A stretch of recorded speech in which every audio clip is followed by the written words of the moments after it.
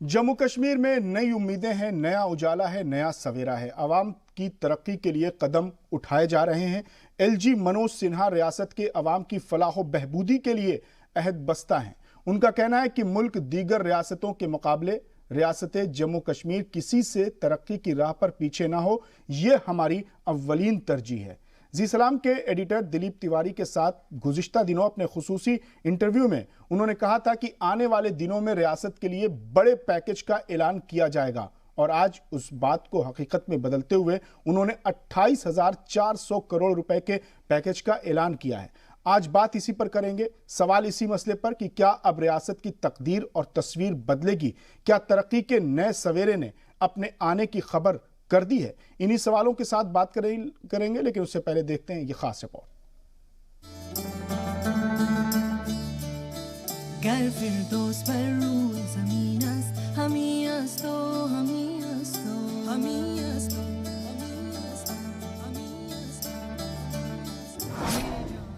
वादी में नया सवेरा।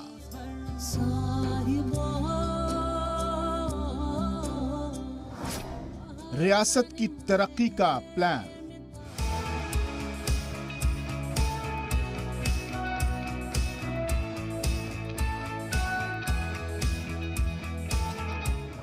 $28,400 करोड़ की सौगात। जम्मू कश्मीर के एलजी मनोज सिन्हा ने मरकज के जेर इंतजाम रियासत जम्मू कश्मीर के लिए 28,400 करोड़ रुपए के इंडस्ट्रियल डेवलपमेंट प्लान का ऐलान किया है। इस मंसूबे के तहत नई सरमायाकारी और मौजूदा सनत को फरोग दिया जाएगा। इंडस्ट्रियल डेवलपमेंट मंसूबे से एक तरफ जहां रियासत की तरक्की को रफ्तार मिलेगी, तो वहीं 4.5 लाख लोगों को रोजगार भी मुहैया कराया जाएगा। इसमें अहम तौर से प्रोडक्शन और सर्विस सेक्टर को ज्यादा फायदा देने का हदफ रखा गया है। एलजी ने कहा है कि पिछले 16 महीने में जम्मू कश्मीर तरक्की और माशी कामयाबी की गारंटी के साथ नए मौके के इलाके के तौर पर उभरा है। This historic occasion to announce a new industrial development scheme 2021 for New Jammu and Kashmir. For the first time, any industrial incentive scheme is taking industrial development to the block level and will promote far-flung areas of Jammu and Kashmir. The scheme is from the period of date of notification up to the year 2037 with a total outlay of rupees 28,400 crores. Will encourage new investment, substantial expansion, and also nurture the existing industries in Jammu and Kashmir. LG Manoj Sinha ने कहा कि ये industrial development plan साल 2037 तक की notification की मुद्दत तक है। इसमें 28,400 करोड़ रुपए खर्च किए जाएंगे। इससे पहले जी सलाम के एडिटर दिलीप तिवारी से खुसूसी बातचीत के दौरान एलजी मनोज सिन्हा ने गैर रस्मी तौर पर इस सौगात का ऐलान कर दिया था। तो मोटे तौर पर 25,000 सरकारी नौकरियां 6 महीने में हम लोगों को दे देंगे, और मैं उम्मीद करता हूं कि आने वाले 2-3 वर्षों में कम से कम 30,000 करोड़ का इन्वेस्टमेंट यहाँ आएगा। तो एक तो इंडस्ट्रियलाइजेशन बड़े पैमाने पर हो ताकि रोजगार के अवसर मिले, 1400 विद्यार्थियों को प्रतिवर्ष ट्रेनिंग देना और ऐसी ट्रेनिंग देना कि उन्हें रोजगार मिल सके, कला, संस्कृति, स्किल डेवलपमेंट, तो इस तरह से अनेक फ्रंट पर हम काम कर रहे हैं। और उसमें जो लक्ष्य हमने निर्धारित किया है कि 2025 तक ऐसी परिस्थिति बनानी है कि जम्मू कश्मीर के 80% युवाओं को रोजगार के अवसर उपलब्ध हो सके। ये तरक्की का नया सवेरा है, ये तामीर का नया सवेरा है, ये तब्दीली का नया सवेरा है। इसमें उम्मीदों की आहट है, मुस्तकबिल की मुस्कुराहट है, रियासत की जगमगाहट है।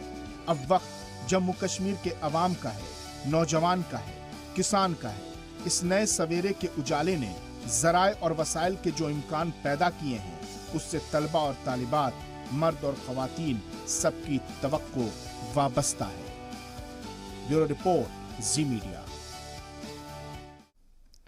और इस अहम मौजू पर बात करने के लिए हमारे साथ मौजूद हैं रूट इन कश्मीर के तर्जुमान अमित रैना साहब, कश्मीर मामलों के एक्सपर्ट याना मीर जी, जम्मू कश्मीर जेडीयू के सदर जीएम शाहीन साहब, हम तमाम मेहमानों का इस्तकबाल करते हैं और पहला सवाल मैं अमित रैना साहब से करूंगा। अमित रैना साहब, इतने बड़े पैकेज का ऐलान हुआ है तो अब माना जाए कि जम्मू कश्मीर में एक नए सवेरे का आगाज है, एक नए सवेरे का उजाला है, एक नए सवेरे की शुरुआत है। बिल्कुल, ये पैकेज काफी देर है और मगर दुरुस्त है, काफी देर से पेंडिंग था। अगर आप कंपेयर करें जम्मू कश्मीर को उनके पड़ोसी राज्यों से, खासकर हिमाचल से करूंगा क्योंकि दोनों हिल स्टेट कहे जाते हैं, तो हिमाचल देखिए इंडस्ट्रियल प्रोडक्शन में लेकर इंडस्ट्रियल सिटीज को लेकर कितना आगे बढ़ गया है। अपने आप में टाउनशिप्स बन गई हैं, बद्दी है, सोलन है, परवाणु है, जो इंडस्ट्रियल हब है आज हिंदुस्तान के। और तकरीबन अगर आप इसको स्टैटिस्टिकली देखें तो पर कैपिटा इनकम हिमाचल की बिकॉज ऑफ दिस इंडस्ट्रीज तकरीबन 54% आगे है जम्मू कश्मीर से।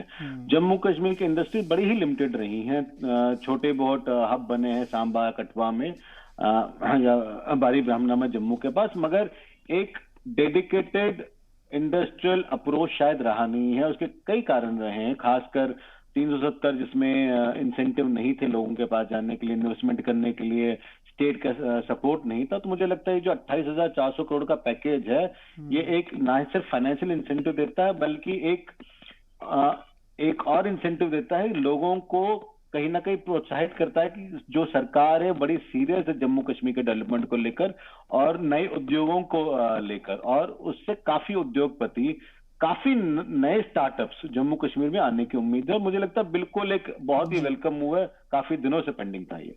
ठीक है याना मीर साहिबा, बेरोजगारी रियासत जम्मू कश्मीर का एक बहुत बड़ा मसला है, लेकिन वादे तो हमेशा हुए, पहले भी हुए। सतपाल मलिक ने भी वादा किया था कि 50,000 नौकरियां देंगे, डीडीसी इंतखाबात से पहले 70,000 नौकरियों का वादा हुआ था। तो अब क्या लगता है कि ये अब जो ये वादा हुआ है, ये जो ऐलान हुआ है, इस पर अमल होगा और जो 5 लाख नौजवान बेरोजगार हैं उनकी बेरोजगारी दूर होगी? जी देखिए, उम्मीद करने के अलावा अभी कोई ऑप्शन तो है नहीं, हम उम्मीद ही कर सकते हैं। एंड पूरी उम्मीद ऐसी लगती भी है क्योंकि अब तक जो जो उन्होंने कहा है वो प्रॉमिसेस काफी हद तक उन्होंने फुलफिल किए हैं।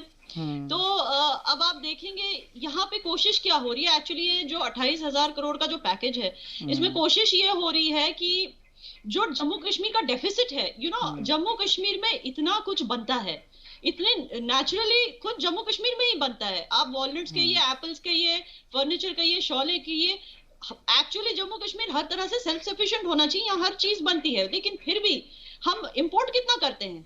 आपको पता है 40,000 करोड़ की इंपोर्ट्स होती हैं हमारी, चाय, नमक जैसी चीज, चाय, नमक, कपड़ा, दवाइयां, ऐसी चीजें, और सिर्फ 7,000 करोड़ का, सिर्फ 7,000 करोड़ का हमारा एक्सपोर्ट होता है। तो मतलब 33,000 का ट्रेड डेफिसिट होता है हर साल। तो इस ट्रेड डेफिसिट, और ये क्यों होता है? स्टेट गवर्नमेंट की नेग्लिजेंस, जो पहले स्टेट गवर्नमेंट थी उसकी नेग्लिजेंस की वजह से, जो हमारी अपनी फैक्ट्रियां थी, जैसे अब हमें दूध इंपोर्ट करना पड़ता है। आप बताइए इसकी क्या, हमें हमारी अपनी फैक्ट्रियां हुआ करती थी, चश्मेशाही मिल्क फैक्ट्री की लेखा, HMT वॉच फैक्ट्री, हमारी अपनी फैक्ट्रियां हुआ करती थी, मगर स्टेट गवर्नमेंट की नेग्लिजेंस की वजह से हर चीज बंद पड़ी है। ऐसी हालत में मतलब ऑप्टिमम तरीके से उनका जो है वो ऑप्टिमम तरीके से उसका फायदा नहीं निकलता है। तो इस वजह से ये कुछ चीजें हैं जो ये पैकेज पूरी करने की कोशिश कर रहा है, जो एग्जिस्टिंग इंडस्ट्रीज हैं उनको पुश करने की कोशिश कर रहा है। इसके अलावा ट्रांसपोर्टेशन भी एक बड़ी चीज है जो इंडस्ट्रियलाइजेशन को पुश करती है ताकि एक्सपोर्ट करना इजी हो। तो उसके लिए 2022 तक ये भी ऐलान किया गया है, एडमिनिस्ट्रेशन ने जम्मू कश्मीर की ये भी ऐलान किया कि 2022 तक ये जो नई रेलवे लाइन है वो भी कंप्लीट हो जाएगी, जो बनिहाल, बारामुल्ला, श्रीनगर तक जो कनेक्टिविटी देती है बाकी पूरे हिंदुस्तान से। और ऐसी कई चीजें हैं जो की जा रही हैं जम्मू कश्मीर की इकोनॉमी को बूस्ट करने के लिए। अब LG साहब ने ये भी बोला है कि बहुत जल्दी 4G भी रिस्टोर हो जाएगा। सबसे बड़ी चीज तो आजकल बहुत सारे बिजनेसेस ऑनलाइन होते हैं, तो ऑफ कोर्स आई गेस वो ये भी रियलाइज करते हैं कि 1.5 साल हो गया है, अब ऑलमोस्ट 1.5 साल हो गया जब से इन्होंने इंटरनेट बंद रखा है, एक्सेप्ट गांदरबल एंड उधमपुर जिनको गिफ्ट कर दिया 4G, बाकी जगहों पे तो अब भी 2G ही चल रहा है, which is very difficult to do business in this scenario. तो मेरी ये उम्मीद है कि जल्दी से ये रिस्टोर हो जाए। और इलेक्ट्रिसिटी की जो प्रॉब्लम है, अगेन अगर वो इंडस्ट्रियलाइजेशन की बात करते तो उन्हें पता होना चाहिए कि इलेक्ट्रिसिटी के बिना तो हो ही नहीं सकती, और वहां पे ये बहुत बड़ा मुद्दा है। आज ठंड की जो दिन चल रहे हैं उसमें भी इलेक्ट्रिसिटी के बिना बहुत सारे गांव तो एक महीने से बिना इलेक्ट्रिसिटी के चल। तो आई होप वो इस पे भी ध्यान दें इससे पहले कि वो नया इन्वेस्टमेंट ले आए या नया इन्वेस्टमेंट करें। जो एग्जिस्टिंग चीजें हैं उन पे ध्यान दें इस पैकेज को यूज करके, मेरी यही उम्मीद है। ठीक है, जीएम शाहीन साहब भी हमारे साथ हैं, जेडीयू के स्टेट प्रेसिडेंट हैं, सदर हैं। सर, देखा यह गया है कि जब अब तक जितनी भी कश्मीर को लेकर पहल की गई है वो नाकाम ही साबित हुई है, तो इस नए साल में नए पैकेज से नई राहें खुलेंगी? नहीं, देखिए, इससे सबसे अच्छी बात जो आपको एक रास्ता खुल गया। आप मानिए 5 लाख लोग मीन समथिंग कि आप इतने सारे लोगों का रोजगार बढ़ा रहे हैं। And first time in the history जो है आपका इतना बड़ा पैकेज मिला इंडस्ट्रीज को। वो लोग जो है इंडस्ट्रीज वाले वो अपने कारखाने फिर से चालू कर पाएंगे, उनमें आपका एम्प्लॉयमेंट बढ़ेगा, आपके स्किल डेवलपमेंट प्रोग्राम्स है, बाकी जैसे अभी गवर्नर साहब बता रहे थे। हाँ, 1-2 चीजें हैं जिसके ऊपर अभी और ज्यादा वर्कआउट करने की जरूरत है। जैसे मैं बता दूं कि आपका इंडस्ट्रीज के साथ साथ आपकी रोड कनेक्टिविटी ताकि साल भर रही, आपकी बिजली फैसिलिटी इलेक्ट्रिसिटी जो है वो आपकी साल भर रहे। दैट्स वेरी इंपॉर्टेंट कि इन 2 फैक्टर्स को भी आपको जोड़ना पड़ेगा। लेकिन ये आपको मानना पड़ेगा कि ये इतना बड़ा पैकेज जो है पहली दफा इट्स हिस्टोरिकल डिसीजन जब गवर्नमेंट ऑफ इंडिया की तरफ से एक पहल की गई जम्मू कश्मीर को लेकर। और हम ये मानते हैं जरूर कि इससे एक नया आपका जो सवेरा है। देखिए, आपकी जो टूरिज्म सेक्टर आपका बहुत बड़ा सेक्टर है जम्मू कश्मीर में, उसको एक बढ़ावा मिलेगा। आपका जो इसी तरह एप्पल प्रोडक्शन है आपके यहाँ पे, आपकी कोल्ड स्टोरेज की जरूरत। लेकिन जीएम शाहीन साहब, सवाल यही है ना कि जितनी भी पहल हुई है अभी वो नाकाम साबित हुई है। आप खुद कह रहे हैं कि वहां पर इलेक्ट्रिसिटी की प्रॉब्लम है, रोड कनेक्टिविटी की प्रॉब्लम है, तो मेरा सवाल यह है कि आप तो मरकज में हुकूमत के साथ हैं, आप इन मुद्दों को उठाइए। देखिए, एक बात आपको जरूर देखना पड़ेगा कि कम से कम शुरुआत तो हो रही है ना। हाँ, अब आपका जो एक NH1 का जो मामला है, एक नेशनल हाईवे का इशू है आपका, एंड आपकी इलेक्ट्रिसिटी, एंड हम चाहते हैं कि आपका 24/7 आपकी फ्लाइट सिस्टम जो है JNK में चले। अब क्योंकि इंटरनेशनल एयरपोर्ट पहले ही करार दिया गया है, एंड होपफुली सरकार को आप थोड़ा सा टाइम दे दीजिए अभी, क्योंकि 1 साल से तो कम से कम ये कोविड का जंग जो है अभी भी हम लोग लड़ रहे हैं और उसके साथ मुकाबला कर रहे हैं। कम से कम ये 1-2 चीजें जो है इससे हम बाहर आ जाए, ताकि गवर्नमेंट ऑफ इंडिया को एक टाइम दिया जाए, एक मौका फराहम किया जाए, ताकि ये सब मामला को उठाया जाए, इन इश्यूओं को एड्रेस किया जाए। जब तक हम टाइम नहीं देंगे, देखिए 6 महीने 7 महीने में रातों रात सब चीजें पॉसिबल मुमकिन करना क्वाइट इम्पॉसिबल है। आपको मानना पड़ेगा इतनी बर्फबारी JNK में हुई, लेकिन उसके बावजूद भी आपकी इलेक्ट्रिसिटी जो है बराबर चलती रही। इस बार आपकी शिकायत कम रही। तो मीन्स हम ये मानते हैं कि आने वाले दिनों में जरूर एक नया उजाला आएगा, जम्मू कश्मीर में तरक्की की राह जरूर आगे बढ़ेगी। और आपकी जो ये 5 लाख पीपल लोग हैं जिनका रोजगार और दिया जाएगा, तो आपका इंडस्ट्रियल सेक्टर है, आपके श्रीनगर में है, आपके जम्मू में है, तो ये सभी जो इलाके हैं, ये जो एरियाज है, इनको कवर करना, इनको गेयरअप करना इन इंडस्ट्रीज को जो बैठी हुई थी। आप ऑलमोस्ट हमारी जो कितनी सारी इंडस्ट्रीज हमारी जो पिछले 15 सालों से जिनको जंग लगा हुआ है, जो बैठ चुकी है, जो कारखाने बिल्कुल ठप हो गए और मुलाजिम जो है उनके छुट्टी पे चले गए, उनको घर भेज दिया गया। तो उन इंडस्ट्रीज को फिर से चालू करना, चाहे वो गन्ने की इंडस्ट्री हो, चाहे एप्पल जूस प्रोडक्शन हो, और चाहे कोई और चीजें हैं। आपको पता होगा कि आपका जो एप्पल है उसका जो यहाँ पे जो जैम निकलता है वो यहाँ से फॉरेन कंट्रीज में ये होता है कि आपका एक्सपोर्ट होता है। लेकिन उन इंडस्ट्रीज को फिर से चालू करना, एक फिर बूस्ट अप करना इन सब चीजों को, ये गवर्नमेंट ऑफ इंडिया की एक बहुत बड़ी पहल है। एक तवज्जो गवर्नमेंट ऑफ इंडिया दे रही है। फर्स्ट टाइम आपके हिस्टोरिकल डिसीजन दिए जा रहे हैं जम्मू कश्मीर में। इससे अच्छी चीज क्या होनी चाहिए, हम ये एक्सपेक्ट करते हैं कि आने वाले महीनों में अभी आपका टूरिज्म सेक्टर और ज्यादा बूस्ट हो, आपकी इलेक्ट्रिसिटी बूस्ट हो, आपके कारखाने और ज्यादा लगे, ताकि मामला जो अनएम्प्लॉयमेंट के इश्यूज है जम्मू कश्मीर में उनको जिस में या दैट में एड्रेस किया जाए, लोगों के मामला सही हो, नाराजगियां जो है, जो लोग नाराज है उनको भी इस पे राह पे लाया जाए, गिरफ्त किया जाए, ताकि मामला आपके ठीक हो, अच्छे हो, तरक्की हो, डेवलपमेंट हो।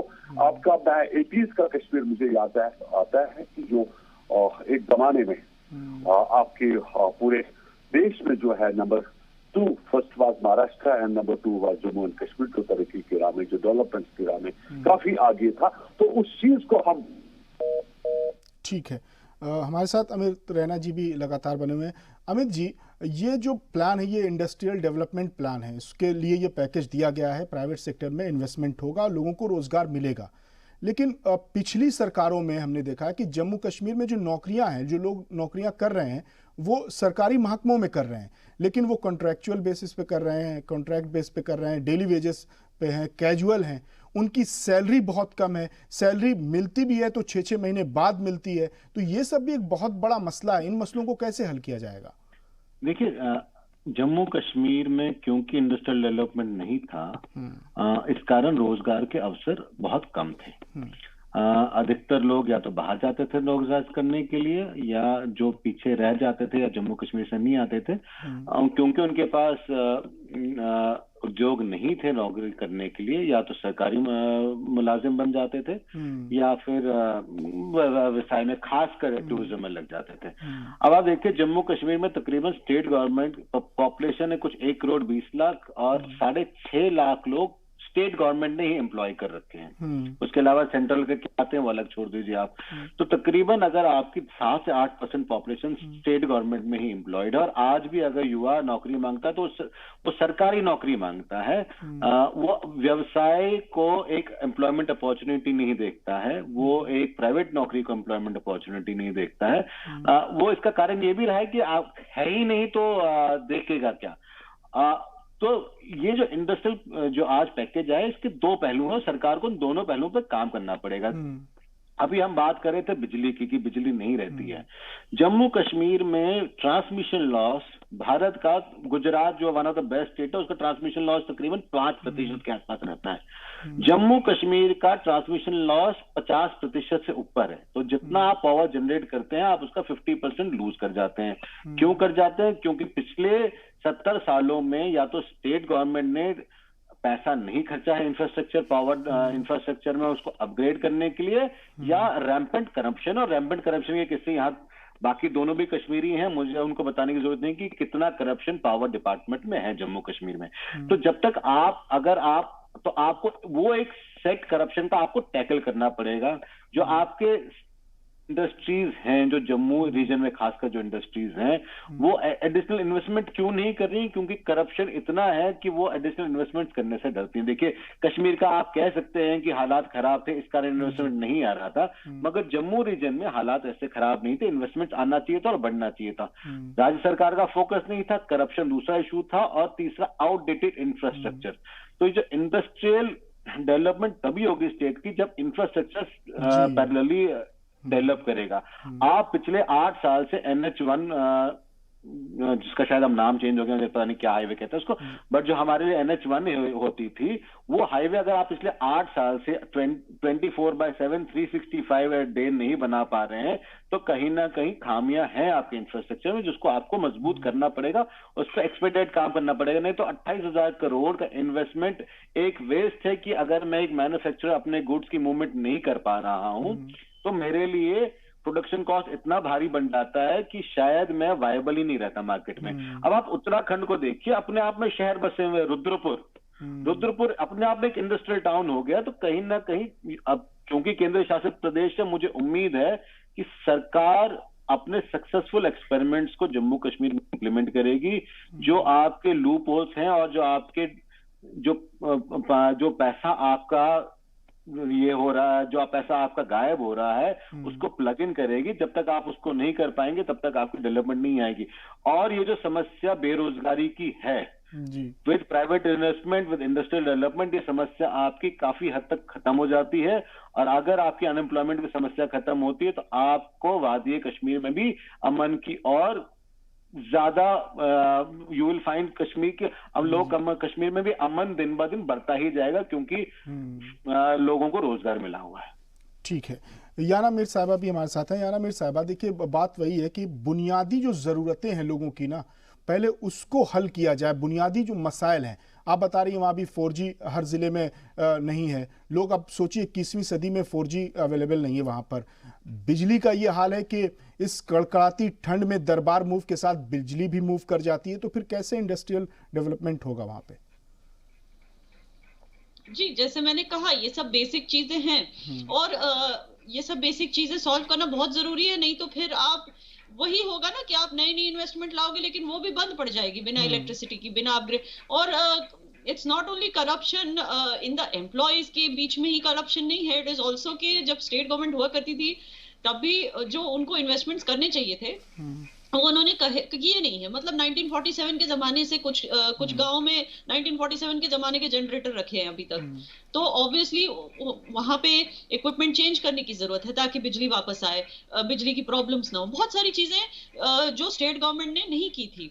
और ये 370 का एक मेन रीजन हटाने का जो बहुत सारे लोगों को पता नहीं है वो मैं बताना चाहती हूँ कि ये मिलिटेंसी रिलेटेड नहीं है, वो एक पहलू है। 370 को हटाने का यही मतलब था कि अब जो स्टेट गवर्नमेंट, जो एग्जिस्टिंग स्टेट गवर्नमेंट थी, वो 370 के आड़ में वो कोई भी बयान दे देती कि मतलब कि 80,000 का पैकेज जो सेंटर ने दिया वो आई वॉश था, वो तो था ही नहीं, हमको बल्कि सिर्फ 6,500 करोड़ मिले और वो भी गवर्नमेंट ने डिफेंस बजट में डाल दिया। ऐसी बयान देके कश्मीरियों को बरगलाते थे।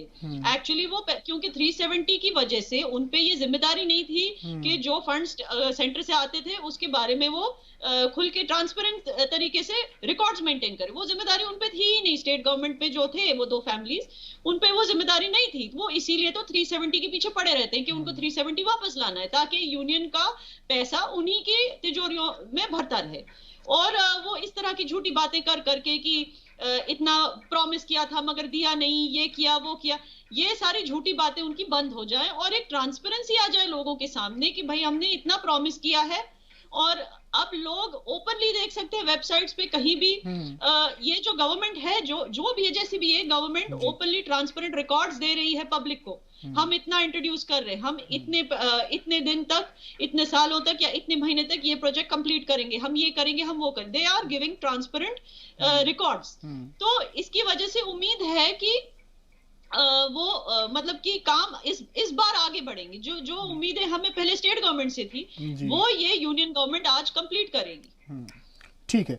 जीएम शाहीन साहब, याना मीर कह रही हैं कि पिछली सरकारों ने 370 को एक हथियार बनाया था अवाम का इस्तेहसाल करने के लिए। तो अब मेरी समझ में ये नहीं आता कि अभी जब डीडीसी इंतखाबात हुए तो अवाम को ये बात समझ में क्यों नहीं आई? गुपकार अलायंस ने सबसे ज्यादा सीटें हासिल की। नहीं, देखिए ये बात आपको मानना पड़ेगा कि लोगों के एक्सपेक्टेशन के ऊपर जो है पुरानी सरकारें नहीं उतरी। और नहीं, वो तो एक रिवायती जुमला है सर। मैं ये जानना चाह रहा हूं कि क्या अब अवाम को समझ में आ गया, जैसा कि याना मीर कह रही कि 370 गुज़िश्ता सरकारों ने एक हथियार बनाया था और उसकी आड़ में अवाम का इस्तेहसाल किया जाता था। नहीं, देखिए आपको ये, अभी आपने डीडीसी की बात की, आपको पता होगा कि डीडीसी में मोर देन 50% इंडिपेंडेंट जीत कर आ गए। तो अगर उसमें 10, 20, 25 सीटें गुपकार अलायंस को भी मिला, मुझे नहीं लग रहा कि कोई खास मैंडेट गुपकार अलायंस को दिया गया। उसमें जो है कि आपके सभी लोगों ने पार्टिसिपेट किया, सभी लोगों ने सीटें ली।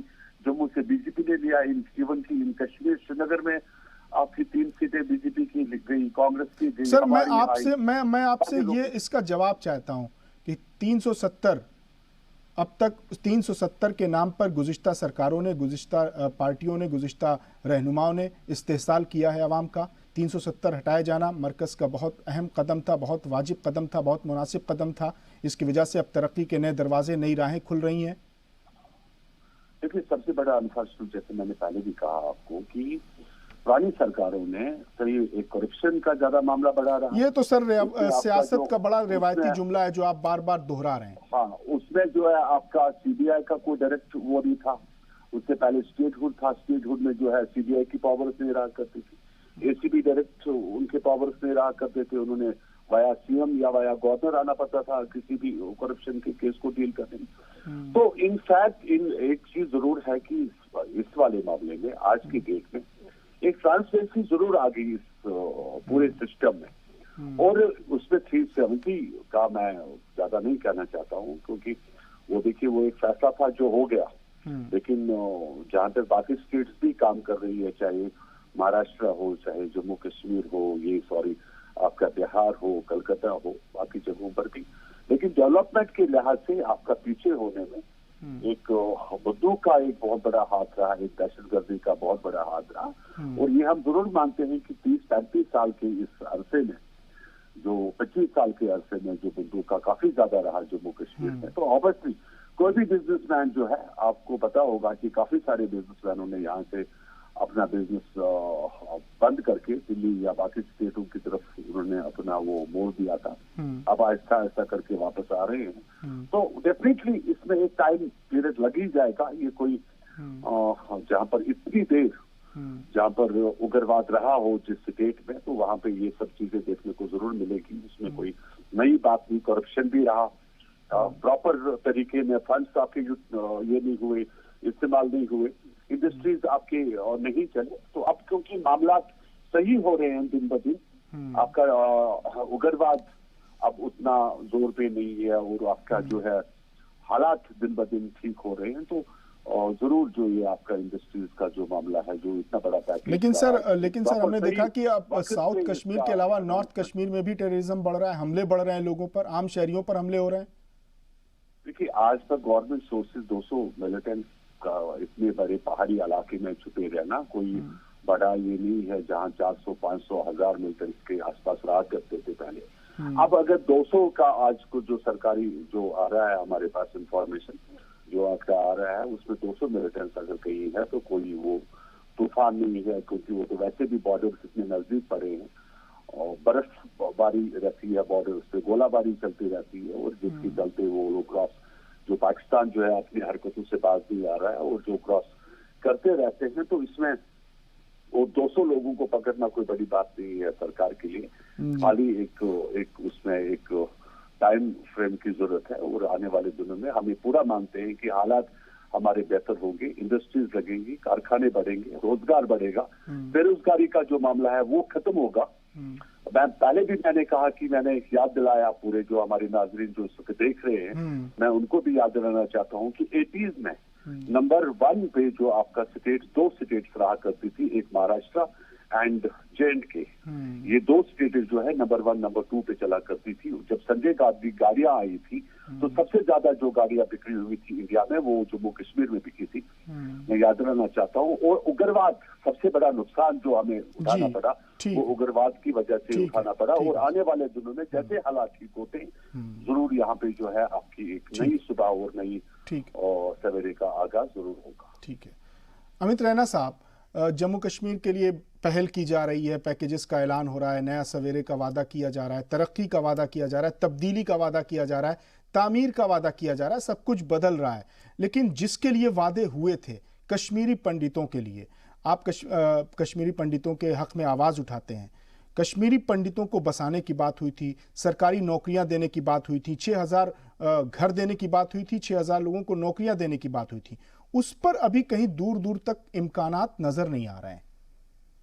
नहीं देखिए, 6000 घर या 6000 नौकरी देने से शायद कश्मीरी पंडित जेनोसाइड रिवर्स नहीं होगा, और कुछ ही एक हफ्ते के बाद कश्मीरी पंडित 33वां वर्ष शुरू हो जाएगा निष्कासन का, और 19 जनवरी को मुझे समझ नहीं आ रहा कि सरकार के पास लाखों कनाल जमीन है इंडस्ट्रीज को देने के लिए, और कुछ 100 एकड़ जमीन भी नहीं है कश्मीरी पंडितों को आपस बसाने के लिए। इनको आज समझना पड़ेगा कि अगर आज कश्मीरी पंडित को अगर ये कश्मीरी पंडित को वापस नहीं ले जाते हैं तो शायद ये स्वतंत्र भारत में पहली बार ऐसा होगा कि कोई एक समुदाय पूरी तरह से नस्ते नाबूद हो जाएगा। हम इतिहास में पढ़ते थे कि एक सिविलाइजेशंस गायब हो जाती हैं, कम्युनिटीज गायब हो जाती हैं, और मैं जब खुद स्कूल में था तो पढ़ता था और मैं बड़ा परेशान होता था कि ये कैसे हो सकता है कि इंडस वैली सिविलाइजेशन कैसे गायब हो गई, ये फलानी सिविलाइजेशन कैसे गायब हो गई, ये पर्टिकुलर कम्युनिटी कैसे गायब हो गई। मुझे क्या था कि शायद मैं अपने आंखों के सामने ये होता हुआ देखूंगा और अपने साथ ही होता हुआ देखूंगा। और तो मुझे नहीं लगता सरकार ने कुछ किया है इसको लेकर। 6000 नौकरियां भी अभी तक जो बात चल रही है उसको लेकर भी कुछ हुआ नहीं है। और देखिए, बात नौकरियां की नहीं है, कश्मीरी पंडित नौकरी के लिए नहीं छोड़ के गया था। कश्मीरी पंडित का जो अन्याय हुआ था उसका न्याय मांग रहा है। बात करते हैं अब नीति आयोग की मुद्दे पे वापस आता हूँ। जो नीति आयोग की जो रिपोर्ट्स हैं, खासकर जम्मू कश्मीर को लेकर, उसमें जो मेजर इश्यूज हैं वो आपके हैं कि आपके पास जो फोकस्ड एरियाज हैं आपने उन पे भी काम नहीं किया। आपकी एग्रीकल्चर प्रोड्यूस लो है, आपका हॉर्टिकल्चर को लेकर कोई, आप कहते हैं कि हम लार्जेस्ट एप्पल प्रोड्यूसिंग स्टेट है, हम लार्जेस्ट फूड प्रोड्यूसिंग स्टेट है, मगर आपको लेकर आप हिमाचल प्रदेश का मार्केटिंग कोऑपरेटिव है, अगर आप कहीं भी जाए आपको एप्पल जूस मिल जाएंगे, हिमाचल प्रदेश के जैम्स मिल जाएंगे, जम्मू कश्मीर का आपको कुछ नहीं मिलता है। तो आपकी इन्वेस्टमेंट्स कोऑपरेटिव को लेकर, आपकी इन्वेस्टमेंट्स हॉर्टिकल्चर प्रोड्यूस को लेकर, उनके बाय प्रोडक्ट्स को लेकर ऑलमोस्ट जीरो है। फैक्ट्रीज को लेकर आपकी एक्टिविटीज ऑलमोस्ट जीरो है। आपका ग्रॉस डोमेस्टिक जीडीपी जो है आपका स्टेट का जीडीएसपी, वो आपका one of the lowest in the country है। तो आपने उस पर कहीं काम नहीं किया। अब मैं आपको बताता हूँ 370 को लेकर क्या नुकसान था। अमित रैना साहब को मैं बता दूं, मनोज सिन्हा साहब से जी सलाम ने एक्सक्लूसिव बातचीत की थी, तो उन्होंने इस पर वादा किया था कि हॉर्टिकल्चर, एग्रीकल्चर, टूरिज्म सेक्टर में हम बहुत फोकस कर रहे हैं, बहुत काम कर रहे हैं और आने वाले 2 से 3 वर्षों में इसका नतायज इसके देखने को मिल जाएंगे। नहीं, देखिए 2 तरीके से स्ट्रैटेजी होती है। एक, जो आपके कोर स्ट्रेंथ हैं, आपको उन पे मेहनत करके उनको आगे डेवलप करना होगा, क्योंकि हॉर्टिकल्चर, टूरिज्म जम्मू कश्मीर की कोर स्ट्रेंथ है। आप उसको और कैसे बेहतर कर सकते हैं, उसको कैसे मैक्सिमाइज कर सकते हैं, ये काम स्टेट का करना बहुत जरूरी है। 370 की आड़ में बताता हूँ, 370 के होते हुए बैंक्स, फाइनेंशियल इंस्टीट्यूशंस जो थे जम्मू कश्मीर में फंडिंग नहीं कर रहे थे इंडस्ट्रीज की, क्योंकि जो सरफराजी एक्ट रेस्ट ऑफ इंडिया में एप्लीकेबल था वो जम्मू कश्मीर में एप्लीकेबल नहीं था। और उस चक्कर में अगर लोन डिफॉल्ट होते थे तो बैंक्स और फाइनेंशियल इंस्टीट्यूट को, एसबीआई को, आईडीबीआई को रिकवरी करने में बड़ी मुश्किल होती थी और इस कारण फंडिंग बड़ी लो होती थी जम्मू कश्मीर में। एसबीआई को सुप्रीम कोर्ट जाना पड़ा अपनी रिकवरी करवाने के लिए, सरफराजी को इंप्लीमेंट करवाने के लिए। मगर ये 370 हटने के बाद ये सब बाधाएं हट चुकी हैं। तो अब मुझे जो लगता है कि सरकार के इन्वेस्टमेंट के अलावा जो अदर इंस्टीट्यूशंस हैं जो प्रमोट करती हैं, जो इन्वेस्टमेंट, जो लेंडिंग करती हैं इंडस्ट्रीज के लिए, वो आगे बढ़ चल कर आएंगे। एसबीआई आएगा, सिडको आएगा, सिडबी आएगा, आईडीबीआई आएगा, क्योंकि आज उनके पास as a lender recovery revenues भी हैं। और उस कारण जो इजी फाइनेंसिंग है, जो आम कश्मीरी को आज एक इजी फाइनेंसिंग नहीं मिलती थी, क्योंकि बैंक बड़े स्ट्रिक्ट होते थे अपने लेंडिंग नॉर्म्स को लेकर, क्योंकि रिकवरी के मॉड्यूल्स बहुत कम थे बैंक्स के पास, आज वो और लीनियंट हो जाएंगे लेंडिंग में। इस कारण इनफ्लो ऑफ फंड्स भी बहुत ज्यादा आएगा जम्मू कश्मीर में, जो हॉर्टिकल्चर, एग्रीकल्चर सेक्टर या बाकी प्रोडक्शन सेक्टर में भी काफी मददगार होगा।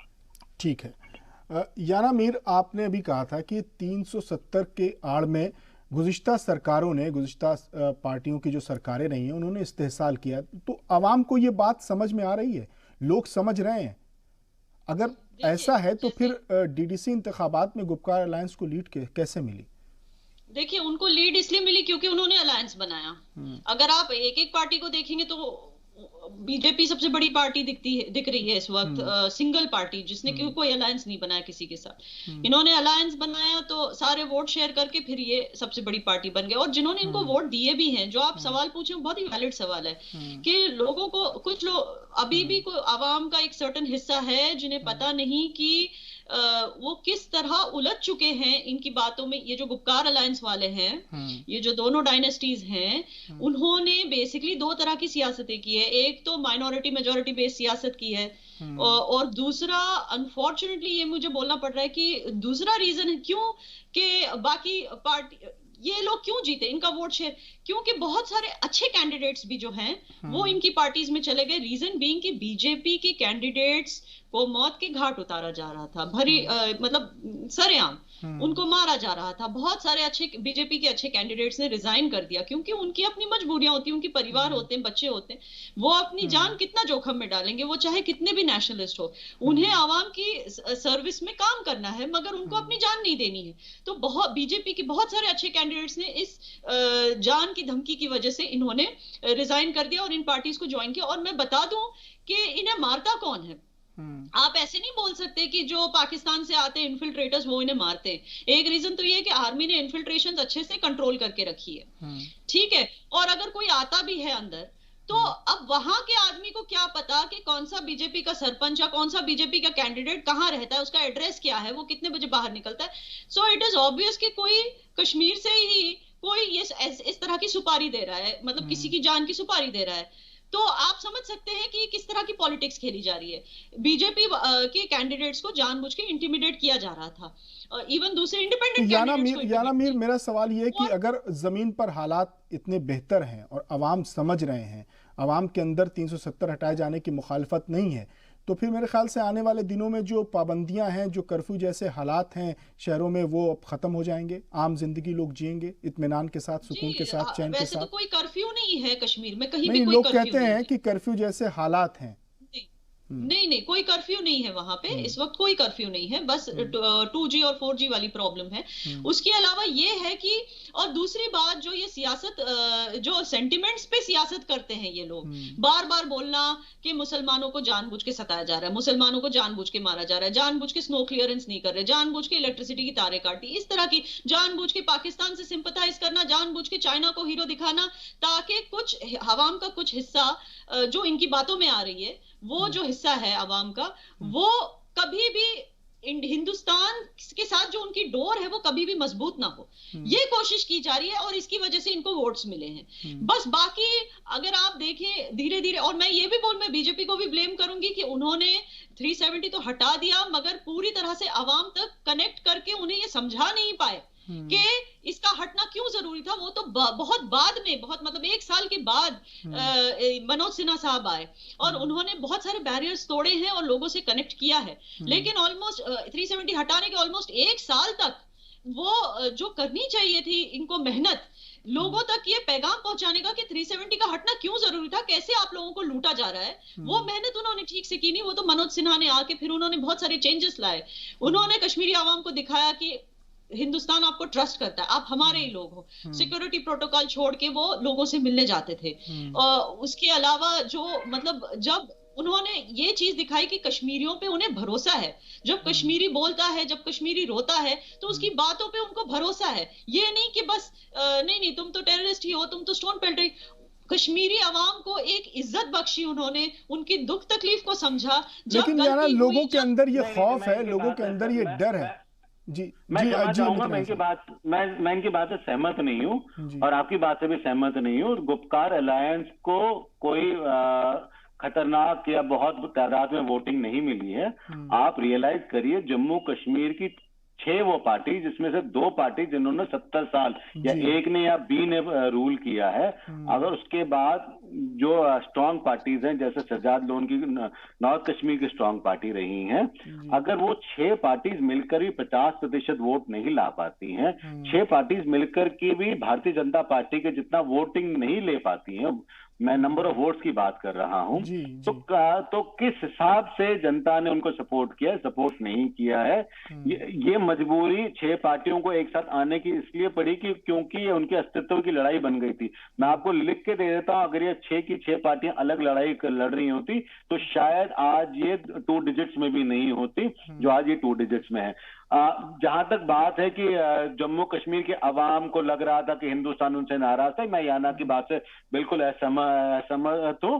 कश्मीर, हिंदुस्तान ने कभी कश्मीर को अपना अलग हिस्सा नहीं माना, हमेशा कश्मीर को अपना हिस्सा माना। और जम्मू कश्मीर के लोगों ने भी नहीं, याना ये कह रही है कि अवाम के अंदर इस तरह के ख्यालात, इस तरह के नजरिए पिछली सरकारों ने पैदा किए, पार्टियों ने पैदा किए। वो जिनके पास वो ख्यालात हैं, वो ख्यालात आज भी हैं। जहां पे जिहाद की बात होगी और जहां पे गज़वाए हिंद की बात होगी, आप उस परसेंटेज के साथ कुछ भी कर लीजिए, वो परसेंटेज आज भी मौजूद है, महदूद है वो। और जो ये बात कर रही हैं कि जो लोग आइडेंटिफाई करके मारे जा रहे हैं, वो इसीलिए मारे जा रहे हैं क्योंकि ये जो सर्टेन परसेंटेज ऑफ लोग हैं जो आज भी गज़वाए हिंद की बात करते हैं, वो आज भी एक्टिव रहेंगे। आपको उनको एलिमिनेट करना पड़ेगा, आप उनको जीत नहीं सकते। आप एक जिहादी, एक ISIS वाले को जीत नहीं सकते अगर आप किसी से सोच रहे हैं कि आप एक। बट 90% ऑफ कश्मीरीज अमन पसंद है, भारतीय रहे हैं हमेशा, हालात के मारे रहे हैं, बिल्कुल हालात के मारे रहे हैं। और आज भी समस्या जम्मू कश्मीर में पॉलिटिशियंस की रही है और करप्ट ब्यूरोक्रेसी की रही है। मनोज सिन्हा के लिए आज चैलेंज सबसे बड़ा लोगों का दिल जीतना नहीं है। लोगों का दिल तभी जीता जा सकता है क्योंकि जब तक वो ब्यूरोक्रेसी, जो करप्ट ब्यूरोक्रेसी है जम्मू कश्मीर की, जो आपकी लेगेसी आती जा रही है, आपने पॉलिटिशियन तो हटा दी है, बट जो पॉलिटिशियन ने ब्यूरोक्रेटिक सेटअप अपने फायदे के लिए खड़ा किया था और वो ब्यूरोक्रेटिक सेटअप जो आज अपने फायदे के लिए खड़ा है, जब तक आप उसको साफ नहीं करेंगे, जब तक आप उसको क्लीन अप नहीं करेंगे, ये समस्या तब तक आप सुलझा नहीं पाएंगे। ठीक है, अमित रैना साहब, आपसे ही मैं सवाल करना चाहूंगा। आप अभी कह रहे थे कि 90% जो कश्मीरी अवाम है वो अमन पसंद है, वो हिंदुस्तान के साथ है, लेकिन ये बात भी तो बहुत मशहूर है और बहुत ज़माने से हम सुनते आए हैं, कहते आए हैं कि लोग कहते हैं कि हिंदुस्तान की सरकार को, जो मरकज़ में सरकार होती है, उसको कश्मीर से तो मोहब्बत है, कश्मीरियों से मोहब्बत नहीं है, कश्मीरियत से मोहब्बत नहीं है। तो जब तक कश्मीरियत के अंदर ये यकीन, भरोसा, एतमाद नहीं पैदा होगा तो हालात कैसे खुशगवार होंगे? लोगों को अपना जब तक नहीं बनाया जाएगा, हालात कैसे खुशगवार होंगे? ये वहाँ के अवाम कहते हैं, वहाँ के जो रहनुमाओं की जो बाइट्स आती है हमारे पास, हम लगातार कश्मीर पर रिपोर्टिंग करते हैं, तो जब तक ये हालात ये पैदा नहीं होंगे तो कैसे यकीन और भरोसा लोगों में होगा?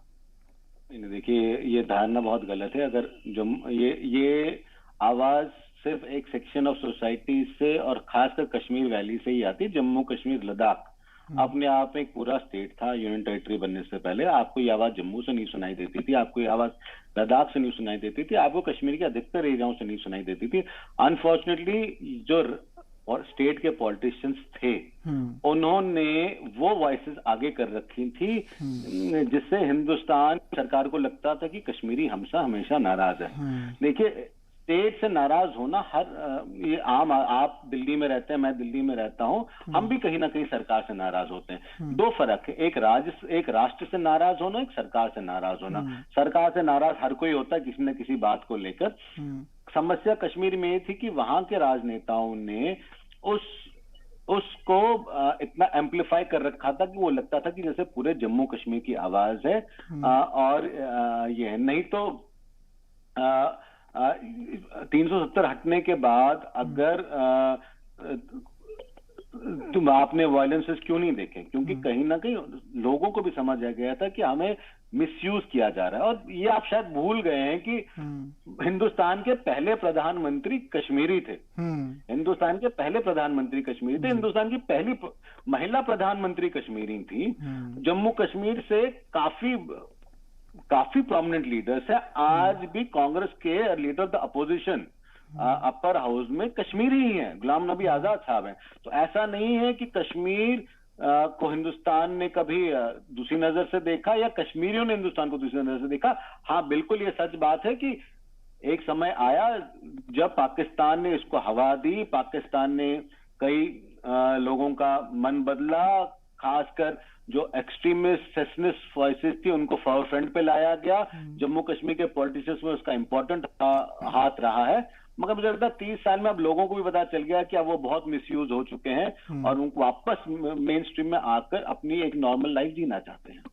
ठीक है, ठीक है। जीएम शाहीन साहब भी हमारे साथ हैं। जीएम शाहीन साहब, लोगों का डर यही है, लोगों में यकीन कैसे पैदा किया जाए? वहाँ के जो मुकामी लोग हैं उनका खौफ ये है, उनका खदशा ये है कि नया डोमिसाइल जो कानून आया है उसके बाद कहीं उनके साथ दोहरा बर्ताव ना किया जाए, सौतेला बर्ताव ना किया जाए, बदले की जज्बात से कोई कार्रवाई ना की जाए। ये भी लोगों के अंदर खौफ है वहाँ पर।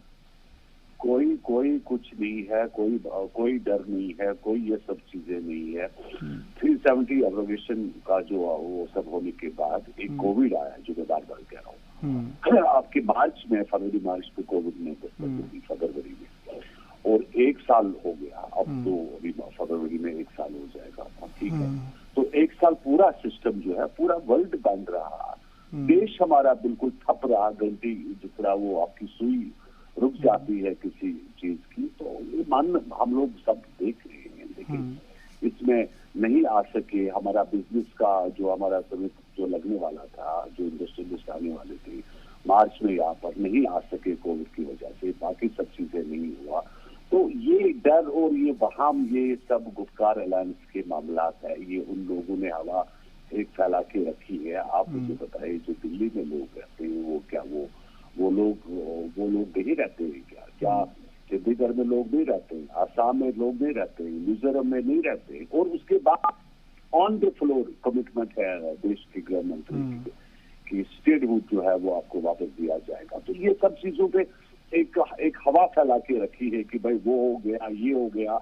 आपकी डेवलपमेंट होगी बाबा, लोग निकलने दो लोगों को बाहर, कोविड का सारा मामला खत्म होने दो, बिजनेस आपके सब फिर से। अभी जो हमारे दिल्ली में जो होटल्स है वहां अभी टूरिस्ट नहीं है, अभी हिमाचल में जो है आपके जो ये राजस्थान वाला इलाका है वहां पर टूरिस्ट नहीं है बिकॉज ऑफ कोविड, अभी लोग नहीं निकल पा रहे हैं। तो इसको थोड़ा सा टाइम दे दीजिए, आप इसको खत्म होने दीजिए। उसके बाद साल 2 साल 3 साल 4 साल काम नहीं होता है, जहां हमने 70 साल अभी देखा वहां अभी 4 साल और काम नहीं होता, तो फिर हम पूछ सकते हैं कि भैया काम नहीं हुआ, क्या मामला हुआ, क्यों वादे आपके कहाँ चले गए, वो कहाँ हुआ। अभी हमने अभी टाइम कहाँ दिया हमने गवर्नमेंट को, अभी तो हालात ही ठीक नहीं हो रहे। अभी कोविड का मामला एक दफा खत्म होने दीजिए। अभी जो आपके कॉर्पोरेट ऑफिस जो काम करते हैं दिल्ली में, बाकी सब जगहों पे, वहां पर अभी एम्प्लॉयज बराबर नहीं आ रहे हैं अभी कोविड के चलते। तो ये सब चीजों पे जल्दबाजी करना अभी बहुत ये होगा, वो ये अभी ठीक नहीं होगा। अभी हमें थोड़ा सा धीरज रखना पड़ेगा, टाइम देना पड़ेगा बाबा। और उसके बाद आपकी जो इंडस्ट्री जिस तरह आपका अभी इस वक्त का प्रोग्राम है, तो मुझे नहीं लगता कि इसमें इतना बड़ा पैकेज जो है किसी और स्टेट को दिया जा रहा है, किसी और जगह को, जितना आपके जम्मू कश्मीर को की तरफ ध्यान दिया जा रहा है, वो इससे बढ़कर क्या। और सेकंड चीज जो आपके इसमें मीडिएशन करने वाले लोग थे, जो अपने इलेक्शन एजेंडा बनाने वाले लोग थे, वो इस वक्त नहीं है। इस वक्त डायरेक्ट जो संसद से और जो भी कुछ डिसीजन होते हैं बिल्कुल इम्प्लीमेंट हो रहे हैं जम्मू कश्मीर में। इस बार पहली दफा आपकी इलेक्ट्रिसिटी, इतनी बर्फ पड़ने के बाद भी आपकी पूरी इलेक्ट्रिसिटी लगी है कश्मीर के अंदर, पावर सप्लाई है, आपकी रोड्स की थोड़ी सी तकलीफें हैं, रोड्स में अभी बर्फ हटाया जा रहा है। तो ये सब चीजों पर अभी घबराना, ये जल्दबाजी होगा, बहुत जल्दबाजी। ठीक है याना मीर, हम यहाँ पर बहुत अच्छी बातें कर रहे हैं और हम कह रहे हैं कि अब अमन की राहें हमवार हो रही हैं रियासत में, लेकिन एक हकीकत है कि वहाँ पर एक बड़ा तबका अलहदगी पसंदों का है, एक बड़ा तबका है जो पाकिस्तान हामियों का है, पाकिस्तान प्रो है। तो ऐसी सूरत हाल में क्या जो नया निज़ाम हुकूमत है उसकी राहें हमवार होंगी, उसके लिए आसान होगा? जी, यही तो मैंने आपको बोला था जब मैंने कहा था कि कश्मीरियों का भरोसा जीतना जरूरी है। क्यों जरूरी है, आई विल टेल यू। क्योंकि ये जो पहले की जो सियासत है वो किस तरह की बातें करते थे, मैं आपको थोड़ा सा एक पेश कर दूं। वो कहते थे कि सेंटर से जो आता, वो अगर हमने कश्मीरियों का भरोसा नहीं जीता, अगर इंडियंस ने कश्मीरियों का भरोसा नहीं जीता, तो वो यही बातों पे यकीन करते रहेंगे, चाहे सेंटर ने कितना भी कश्मीरियों पे सेंटर कितना भी लुटाए, लेकिन वो इस बात को समझेंगे नहीं। क्योंकि उनको ऐसी बातें कही जाती है कि सो व्हाट अगर सेंटर से पैकेज आया, वो पैकेज तो एनएचपीसी मतलब ये अपना आर्मी बजट में जाएगा, आर्मी फंडिंग में जाएगा, वो पैकेज तो ज्यादा उसमें से तो बहुत थोड़ा सा भी कश्मीर को दिया जाएगा, जम्मू और लद्दाख को ज्यादा दिया जाता है। जब लैंड एनक्रोचमेंट की बात हुई तो उसमें भी वो शुरू हो गए, देखो कश्मीरियों को उनकी ही लैंड से निकाला जा रहा है। जो खुद उन्होंने जो रोशनी एक्ट स्कैम, उनके खुद के लोग, उनके खुद के परिवार वाले जो इतने थे, उस बात को छुपाने के लिए वो हर चीज पे गवर्नमेंट को ब्लेम करते हैं और लोग उनका भरोसा करते हैं, क्योंकि लोगों को लगता है ये हमारे अपने हैं, ये हमारे अपने हिंदुस्तान हमारे, तो हम इन पे भरोसा करें।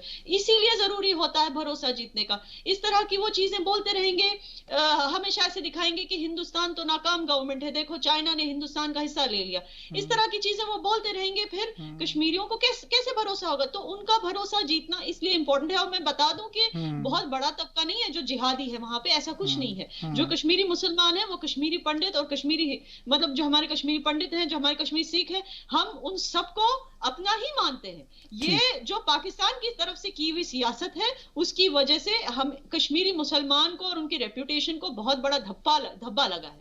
और मैं ये भी बता दूं कि कश्मीरी पंडित से ज्यादा कश्मीरी मुसलमान मरे हैं वहां पे इस चक्कर में, मतलब जो नेशनलिस्ट है, जो जो ठीक है, हमारा वक्त खत्म हुआ। बहुत माजरत चाहूंगा याना मीर साहिबा। अमित रैना साहब कुछ कहना चाह रहे हैं, लेकिन माजरत चाहूंगा, हमारा वक्त खत्म हो। जी नहीं, ये बहुत गलत स्टेटमेंट है कि कश्मीरी पंडित से ज्यादा कश्मीरी मुसलमान मरे हैं। ये कोई कंपटीशन तो नहीं हो रहा है याना मीर चंदानी जी। और अगर आपको कंपटीशन लगता है तो बहुत ही शर्मिंदा हूँ आपके लिए कि मेरा आपको बोलने लोगों का ने मतलब था कि हम सब एक दर्द से जुड़े हुए हैं और हम पंडितों को अपने से अलग नहीं ठीक है सर, मानते। ठीक है। अब मनोज सिन्हा ने जी मीडिया से, जी सलाम से एक्सक्लूसिव बातचीत में भी ये बात कही थी कि यहाँ के रहने वाले जो कश्मीरी हैं उनको भी बहुत दर्द है, कश्मीरी पंडितों की हिजरत का बहुत दर्द है। उन्होंने जैसे चीन को लेकर, चीन को हमारी जमीन को लेकर अगर पावर, अगर जम्मू कश्मीर, आज आना मीरचंदानी कह रहे कि आप बल के भरोसे जम्मू कश्मीर पे राज करिए, ये वही बात है जो सेपरेटिस्ट करते हैं। हालांकि आना ऐसी है नहीं, मैं बड़ा परेशान हूं कि आना ऐसी बात क्यों कर रही है। ठीक है, ठीक है। अमित रैना साहब, बहुत बहुत शुक्रिया, माजरत चाहता हूं, बहुत बहुत शुक्रिया, हमारा वक्त खत्म हुआ। बहुत बहुत शुक्रिया कि आपने शिरकत की। यान आमिर साहब आपका भी बहुत बहुत शुक्रिया। जीएम शाहीन साहब आपका भी बहुत बहुत शुक्रिया।